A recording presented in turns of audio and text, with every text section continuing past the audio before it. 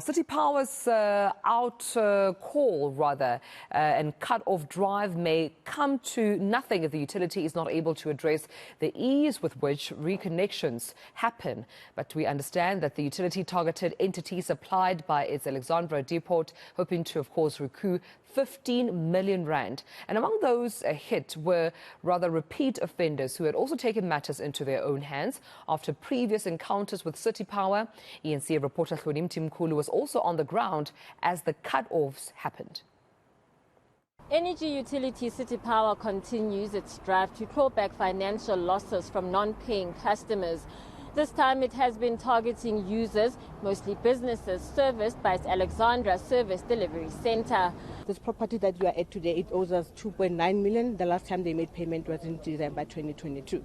Mostly we target those that owe us a lot of money, mostly businesses, because they are making money and they are not giving us money back into our entity so that we can be able to service the supply to them.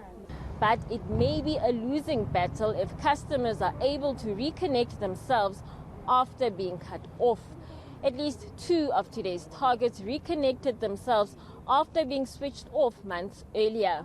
And I think one of the things that normally they will do is that they use internal resources. So they probably will be using the contractors that we are working with, or even some of our technicians.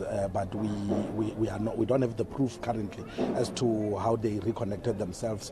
Between the utility and law enforcement, more will have to be done to make sure gains from operations like this one are not in vain.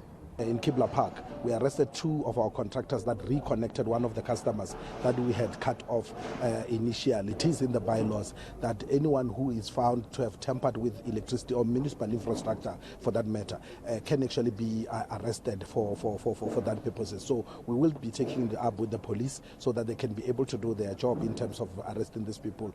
While there was no violence targeted at CityPower officials, some customers did dispute their cut-offs. I'm extremely angry because I've been paying, despite the overbilling, I've carried on paying even more than I normally pay every month, and the bill is at least 200 to 150 to 200,000 rand more than what it should be, and exceeds the reasonable billing cost. So they're holding landlords to ransom.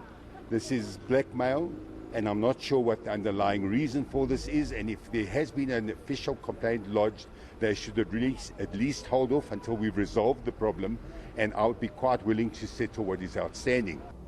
While customers dispute those switch-offs, CityPower will continue with operations on a regular basis.